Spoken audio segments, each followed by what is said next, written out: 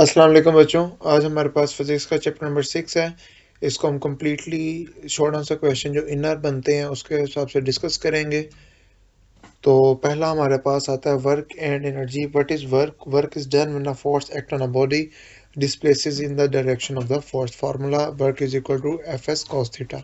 Work क्या होता है बेटा? जब एक फोर्स एक बॉडी पे एक्ट करती है और दूसरी बात है कि जो आपके पास बॉडी है वो डिस्प्लेस करे इन द डायरेक्शन ऑफ फोर्स। ये चीज़ भी बड़ी ज़रूरी है कि आपके पास जो बॉडी है वो डायरेक्शन ऑफ फोर्स के अलोंग ही मूव करे। When does the force do work? When a force acting on a body displaces in the direction of force. Again ये दोनों तरीके से क्वेश्चन आता होता है। अब फॉर एग्जांपल अगर आप हाथ में बाल्टी पकड़ के जा रहे हैं ना, तो आप मैथ फिजिक्स के मुताबिक वर्क नहीं कर रहे। ठीक है? क्यों? क्योंकि फोर्स ग्रेविटी के नीचे की तरफ लग रही है, आप आगे की तरफ जा रहे हैं, 90 का एंगल बन रहा है, cos 90 इज इक्वल टू 0। तो चाहे आपने जितनी मर्जी भारी बाल्टी पकड़ी हुई है, फिजिक्स के मुताबिक आपने कोई वर्क नहीं किया। आप सिर्फ तभी वर्क करोगे जब आप उसको अपने सिर पे रखोगे, जब आप पूरी एक बॉडी बन जाओगे और फिर सारी बात है जैसे आप मूव करोगे उसके साथ साथ वो मूव कर रही है। फिर जाउल आ जाता है। जाउल क्या होता है बेटा? Unit of work. बेटा आपको मैंने लास्ट टाइम भी बताया था कि अगर आपने किसी भी यूनिट की डेफिनेशन करनी है तो सिंपल आप ये करेंगे, उसके फार्मूले के हर एक चीज़ के साथ वन लगा दें। पहले यूनिट लिखें हर एक फार्मूले का। वर्क का यूनिट जाउल, फोर्स का यूनिट न्यूटन, डिस्टेंस का unit metre. 1 joule is equal to 1 metre multiply by 1 newton multiply by 1 metre. किसी भी वर्क हम 1 जॉल कहेंगे कब? जब 1 न्यूटन फोर्स लगे और कितने मीटर वो बॉडी मूव करे? 1 metre in the direction of force. तो formula equal to 1 joule is equal to 1 newton multiply by 1 metre. Define में अगर हम आते हैं, a body possess energy if it is capable to do work. Types में potential energy and kinetic energy. कोई भी body में अगर एनर्जी है या वो वर्क कर सकती है तो उसके अंदर उसका मतलब क्या है? उसमें एनर्जी मौजूद है। उसके बाद बेटा हमारे पास पोटेंशियल एनर्जी और काइनेटिक एनर्जीज आ जाती हैं।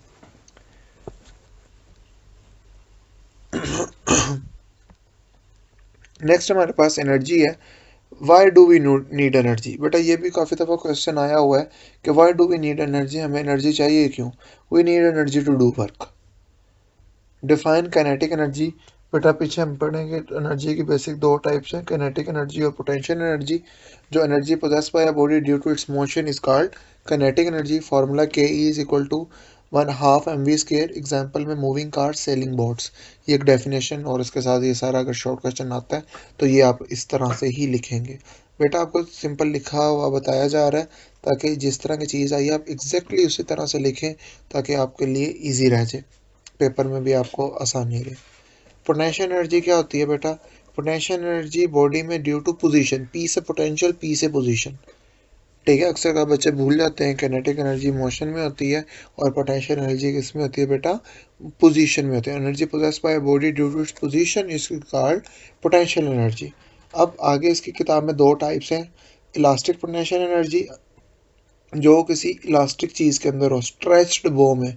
एग्जाम्पल के तौर पर आपको अगर हम आपके क्लास के लेवल तक ही रहते हैं, एक कोई भी एनर्जी स्ट्रेच बो के अंदर प्रेजेंट है बेटा, वो क्या है?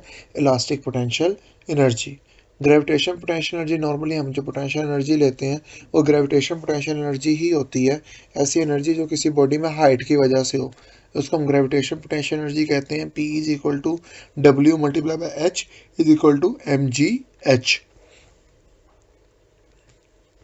फिर फॉर्म ऑफ एनर्जीज हैं।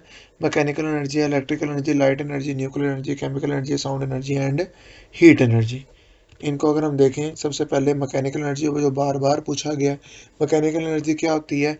पोटेंशियल एनर्जी और काइनेटिक एनर्जी को मिक्स कर दो, आपके पास आ जाएगी मैकेनिकल एनर्जी आ जाएगी। काइनेटिक एनर्जी क्या आती? Possess by due to its motion.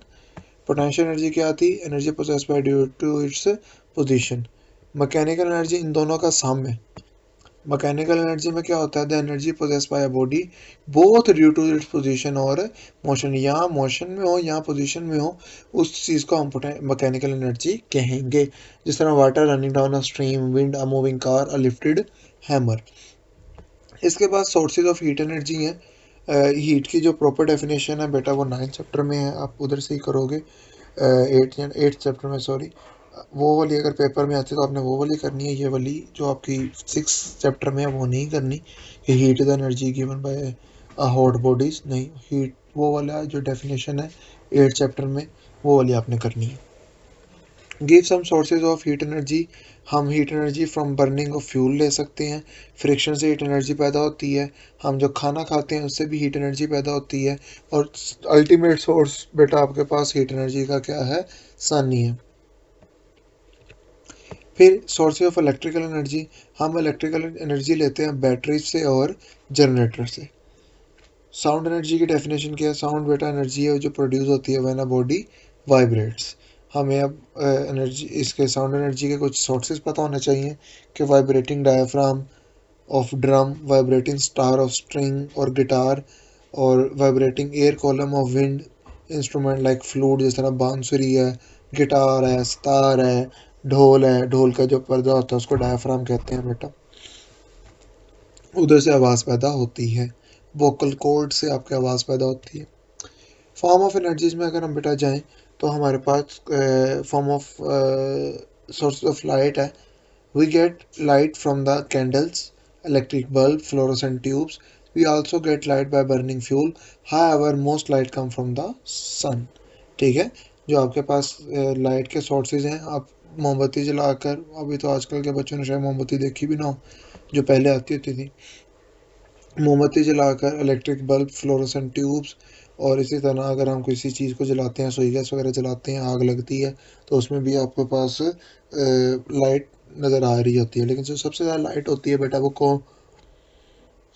कहाँ से आती है बेटा, सन से। Name some sources of chemical energy, chemical energy बेटा फूड के अंदर, फ्यूल के अंदर पाई जाती है, कोल के अंदर, नेचुरल गैस में भी पाई जाती है, बैटरीज में भी केमिकल एनर्जी मौजूद होती है।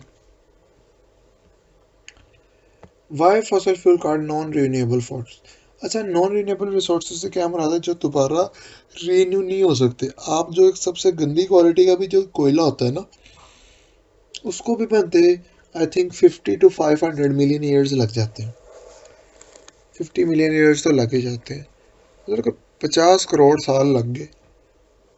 ठीक है, 10 लाख का एक अगर एक साल हुआ, हाँ तकरीबन 5 करोड़ साल लग गए जब, तो एक गंदी क्वालिटी के उसको बनने के लिए, तो अब अगला तो कई करोड़ों साल बाद ही बनेगा। तो इसलिए हम फॉसिल फ्यूल को क्या कहते हैं, नॉन रिन्यूएबल रिसोर्सेज, क्योंकि इसको दोबारा बनने में बड़ी देर लग जाती है। वाटर साइकिल बड़ी जल्दी कंप्लीट हो जाता है, इसी तरह एयर का जो साइकिल है वो बड़ी जल्दी कंप्लीट हो जाता है, तो वो रीन्यूएबल है। फॉसिल फ्यूल क्या है, non renewable. What are the diagnosis of fossil fuel, fossil fuel के डिसएडवांटेजेस क्या हैं बेटा। पहली बात, फॉसिल फ्यूल वेस्ट प्रोडक्ट बड़ी हार्मफुल होती है। कार्बन मोनोऑक्साइड जो एक साइलेंट किलर है, ये रिलीज़ होती है। कार्बन मोनोऑक्साइड का बेटा ये मामला होता है कि ये पता तो नहीं लगता, खैर इसका, ये इस तरह की होती है, बेबू गैस होती है, ये आपको थोड़ा सा क्या कर देंगी, ब्रेन फंक्शन स्लो कर देती है, आपके का हीमोग्लोबिन में ऑक्सीजन की जगह बाइंड हो जाती है, जिसकी वजह से बेटा क्या होता है, आपको पता ही नहीं लगता और आपकी डेथ हो जाती है। ठीक है, आज से कुछ अर्सा पहले मरी के अंदर जो बड़ा ख़तरनाक सी लैंड स्लाइडिंग हुई थी, उनमें से कई लोग अपनी कारों के अंदर ही मर गए थे। उसमें कार के अंदर मरने की वजह ये थी, हीटर ऑन थे उनके, खिड़कियाँ बंद थी, और जिसकी वजह से बेटा आपके पास एग्जॉस्ट वगैरह सारी चीज़ें अंदर गई, कार्बन मोनोऑक्साइड ज़्यादा हुई, तो ये भी एक बड़ा रीज़न थी। ठीक है, इसीलिए कहा जाता है कि अगर आपका हीटर वगैरह भी ऑन है, फिर भी आप कोशिश ये करें कि गाड़ी का ना थोड़ा सा अपना जो शीशे हैं वो नीचे रखें, थोड़े से ऊपर तक, कर्व तक नीचे कर लें, ताकि मैक्सिमम तौर पे आप बच सकें। काफ़ी लोग मर जाते हैं कार्बन मोनोऑक्साइड पॉइजनिंग, और पता भी नहीं लगता, सोए सोए मर जाते हैं।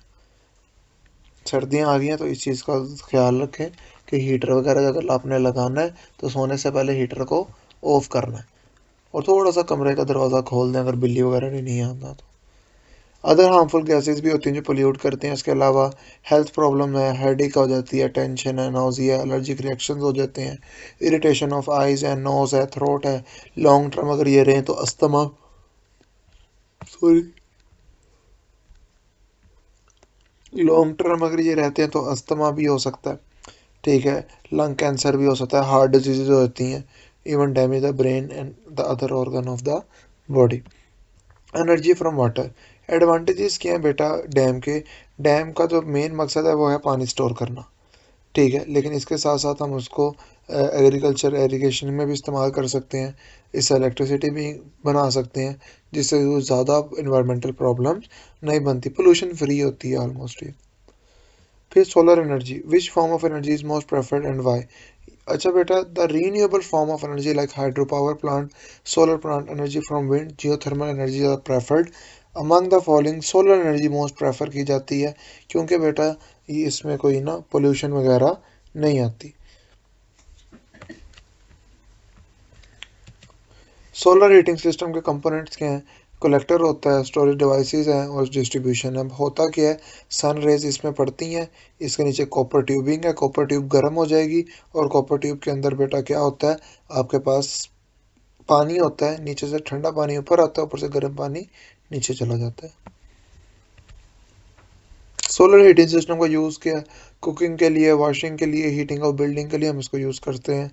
Solar energy is also use in solar cooker, solar distillation plant and solar power plants. What is the mechanism of electrical potential in the solar cell? Solar cell को हम फोटो सेल भी कहते हैं। होता क्या है, इसके ऊपर लाइट रेस गिरती हैं, लाइट एनर्जी कन्वर्ट हो जाती है इलेक्ट्रिकल एनर्जी में। सेकेंडरी में आप पढ़ोगे ये किस तरह से आप सोलर सेल्स वगैरह यूज़ करते हो।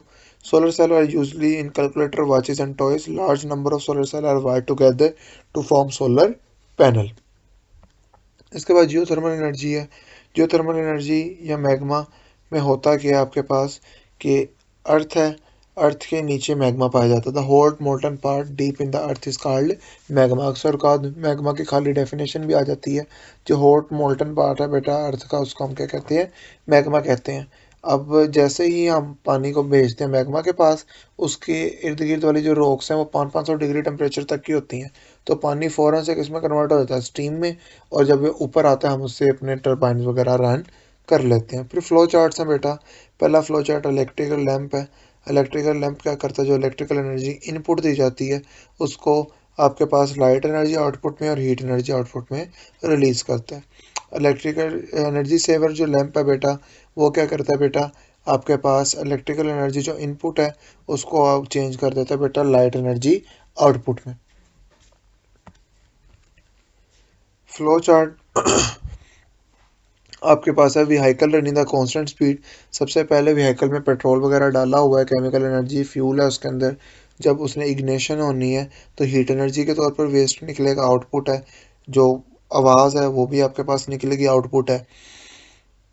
पिस्टन मूव करेंगे, काइनेटिक एनर्जी, और इसके नतीजे में आउटपुट होगा वर्क डन के, जो कार है या जो भी मामला था वो आगे की तरफ मूव करेंगे।